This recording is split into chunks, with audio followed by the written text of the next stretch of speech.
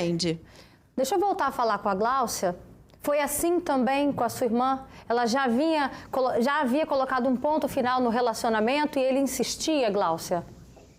Sim, ela botou um ponto final e ele insistia, usava sempre um menino. Falava que queria ficar próximo ao menino, que queria viver... Tipo assim, ele falava que queria ficar próximo ao menino, mas sempre no Natal, Ano Novo, ele queria estar perto dela, sempre próximo.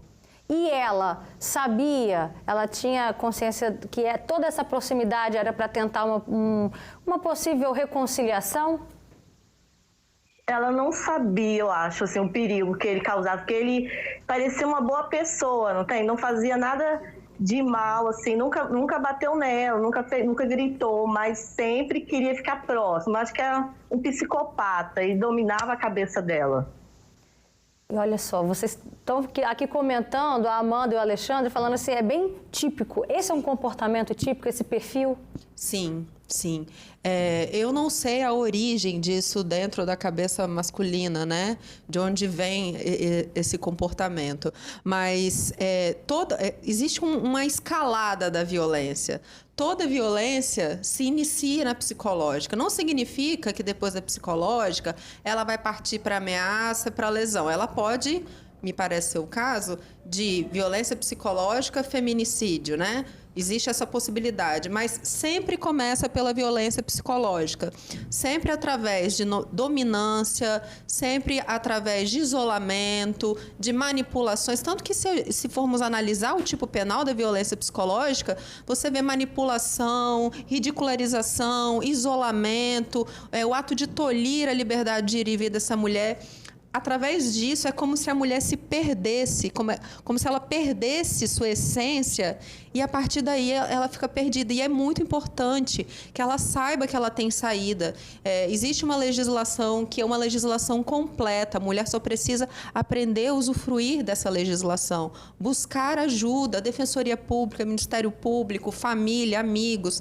Peça socorro, não deixe chegar nesse ponto. Olha o comentário da Angelita Galdino. Ela fala, gente, a mulher grita socorro por 40 minutos e ninguém chama a polícia. Teve um outro comentário também que eu vi aqui. A própria Angelita, ela continuou, né? Acredito que se os vizinhos chamassem a polícia, talvez poderia ter ajudado essa pessoa, né? Por que ainda existe aquela cultura de, em briga de marido e mulher não se mete a colher? A gente já vem tanto reforçando isso. Era uma vida que poderia ter sido salva, Amanda? Ainda tem a ver, Roberta, com a questão de propriedade. A sociedade patriarcal ainda acha que a mulher é propriedade do homem. Volto nesse ponto, porque se essa mulher é propriedade dele, ele faz dela o que ele bem quiser. E não vou ser eu que vou influenciar. Com toda certeza, se um vizinho tivesse batido nessa porta, dado um grito, ei, fulano, estou escutando, vou chamar a polícia, a violência teria cessado, não chegaria nesse ponto. Acolhessem essa mulher, trouxessem essa mulher e os filhos para dentro da casa deles, vamos chamar a polícia, liga para o 190. A história poderia ter sido muito diferente, Roberta. Esse filho não estaria órfão, essa mãe não teria perdido a filha e essa mulher tão jovem não teria perdido a oportunidade de viver uma vida plena. Alexandre, eu sempre pergunto, já fiz essa pergunta aqui em outros momentos no programa, que é o seguinte: como que uma mulher consegue se livrar de um relacionamento como esse? Identificou que é um relacionamento abusivo. Eu queria que você falasse isso pra gente, mas eu também queria que você desse uma resposta para os homens. Como que os homens podem começar a trabalhar neles essa mudança? Tipo, eu preciso deixar com que ela siga a vida dela e eu também preciso seguir minha vida. Primeiro, para as mulheres, elas têm que identificar que isso está acontecendo, porque às vezes você não percebe. É quase que algo automático, é como se você estivesse é como se você estivesse dentro da água e não sabe que está dentro da água, vamos dizer assim, né?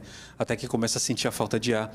Veja bem, para você saber que você está num ciclo abusivo, né, ele tem algumas fases que a gente pode identificar e se você se identifica com algum deles, isso já mostra que provavelmente é um sinal alerta, às vezes até mesmo vermelho. Porque, em geral, começam com essas violências de depreciação, essas questões de te colocar para baixo, ou de ofensas verbais, começa a te privar, tirar das relações sociais. Em seguida, pode haver ali uma violência ainda mais manifesta, que pode ser tanto psicológica quanto uma violência física. Logo em seguida, é comum, a partir episódio, o arrependimento. A pessoa se sente mais culpada, ela se mostra arrependida, volta para você. É o famoso... Lua de mel. Lua de mel, uma nova lua de mel ali após episódios de agressividade e violência. E depois segue para outra etapa do ciclo, que é o acúmulo da tensão novamente. Então vai ter o acúmulo da tensão, vai ter o episódio de violência, que pode ser psicológico ou não, que pode ser física, inclusive, e depois né? Quebrar seus pertences. Exatamente, e depois volta para a questão ali de pedido de desculpa. Então, esse é um sinal de alerta, se você percebe que isso está acontecendo, e às vezes você não consegue sair disso, você se identifica, você se envolve, você às vezes se sente culpada pelo que o outro faz com você. Você se acha no dever de curar aquela pessoa. Exato. Não, ele vai mudar, eu vou conseguir fazer com que ele mude. Mas não depende de você e você não tem essa capacidade, né? Perfeito. Só uma entrega em terapia seria possível. E é uma esperança ruim essa. Existem esperanças ruins também, tá, Roberta? Em geral, a esperança nos poupa, né, de viver coisas ruins, mas nesse caso a esperança é uma esperança ruim, né? Então, falar sobre isso, procurar pessoas, falar abertamente, não guarda isso só para você. Sim, é o voz primeiro alta. passo. Você não consegue sair disso, procure alguém para falar sobre isso. Quanto aos homens, Roberta, é uma grande dificuldade falar sobre os sentimentos. Que coisa absurda. Às vezes um homem que me procura para um atendimento psicológico é porque a mãe levou, a esposa levou, a filha carregou no braço e levou até o atendimento. Então é como se eu fosse falar dos meus sentimentos, das minhas dificuldades, dores e angústias, eu fosse menos homem, ou como se isso fosse atrapalhar algo da minha masculinidade. Mas que masculinidade é essa que só sabe competir, ou eu ou você, uma masculinidade ali que vive na base da agressividade, uma masculinidade que faz a posse? Isso não é masculinidade, é qualquer outra coisa, é tirania, é violência, é violação. Então, falar sobre você, essa questão de engole o choro, que também traz nessa educação do masculino o tempo todo, essa competitividade. Então, homens não choram, né? Homens não choram. Tudo isso faz com que os homens não procurem ajuda, mesmo com o sofrimento. Aí que tá, essa é a grande questão. Veja bem, Roberta, chorar, inclusive, já que a gente está falando sobre isso, inclusive, alguns estudos demonstram que chorar é, inclusive, algo que contribui para que você não cometa um ato de violência, nem contra o outro, nem contra você mesmo. Por quê? Porque você entra em contato com os seus sentimentos. Então, você não desvia o que você sente para outra coisa. E esse desvio pode ser a violência. Então, você ter coerência com o que você sente é fundamental. Então, procure um profissional. Se você se identifica com um profissional homem para falar sobre suas questões, procure, mas não deixe de procurar ajuda. Então, você se ajudando, você ajuda todo mundo que está ao seu redor também. Deixa eu voltar a falar com a Gláucia, para saber se por um acaso, né, também aconteceu, da irmã clamar por socorro, os vizinhos ouviram, a sua irmã pedia socorro? Sim, ela gritava por socorro, teve um vizinho que ouviu e não fez nada, não chamou a polícia, não fez nada. A gente se pergunta, né, de que forma que o final poderia ter sido diferente diante de uma briga de marido e mulher, uma briga de companheiros. Como a gente já até falou sobre esse assunto aqui, na suspeita, gente, só de ser suspeita, aciona a polícia, faz a sua parte, né? Como vizinho, a gente pode e deve fazer isso, Amanda? É um dever cidadão. Todos nós temos o dever de zelar pela integridade física e vida própria e do outro, né? É um dever, é uma missão de socorro isso. Entende? Basta apenas ligar para o 190, gente. É uma ligação, não vai tomar nada do seu tempo. Você não precisa tentar averiguar o que está acontecendo. Deixe que a polícia averigue.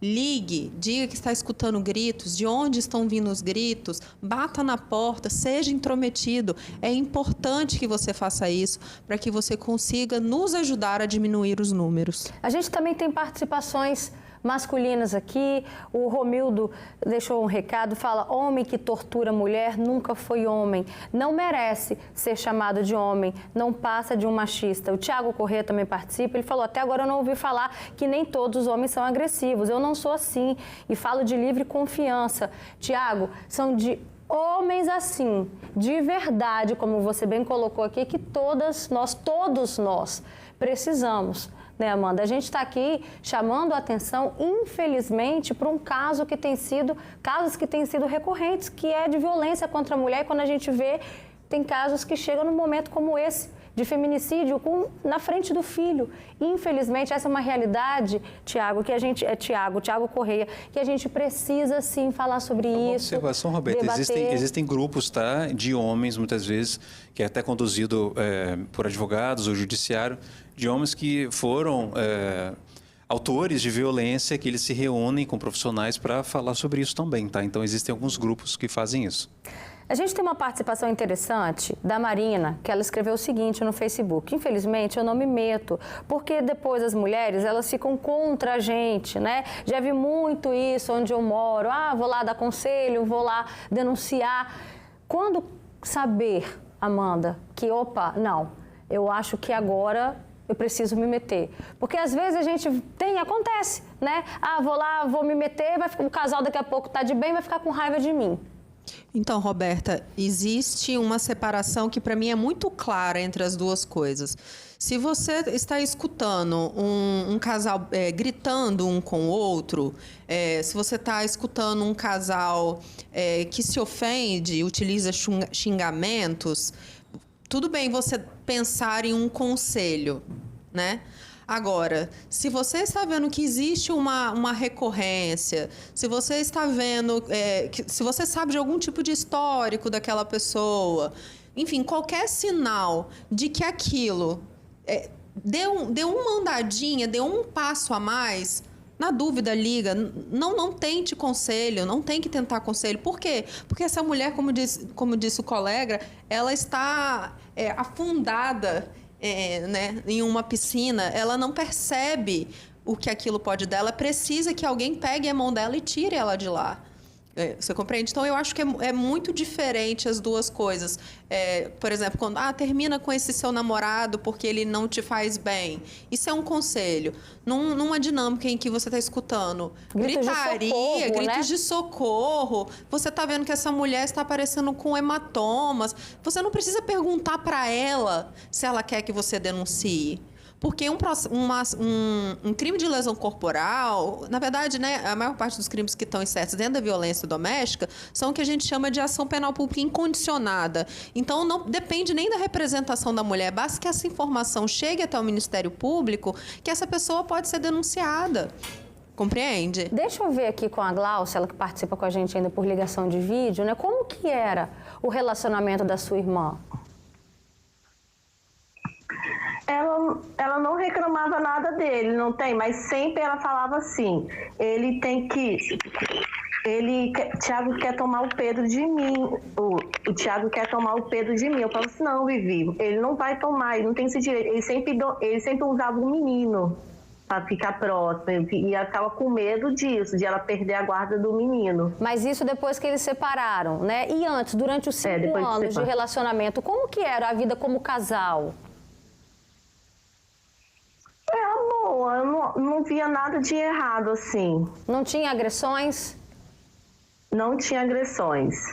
E aí... Só que ele era sempre fechado. Ele era uma pessoa fechada? Fechada. Não queria viver muito com os amigos, assim, que ele não queria que ela ficasse com muita amizade, mas ela sempre tinha amizade. Ele sempre queria privar, falava assim, não tem, ele sempre queria privar ela.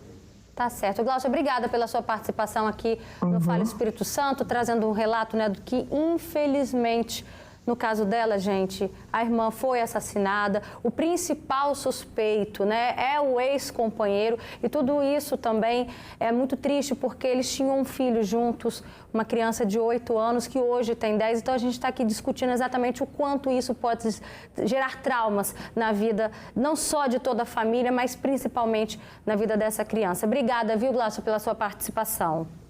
Nada. E, Alexandre, ela trouxe um relato importante para a gente finalizar esse assunto aqui.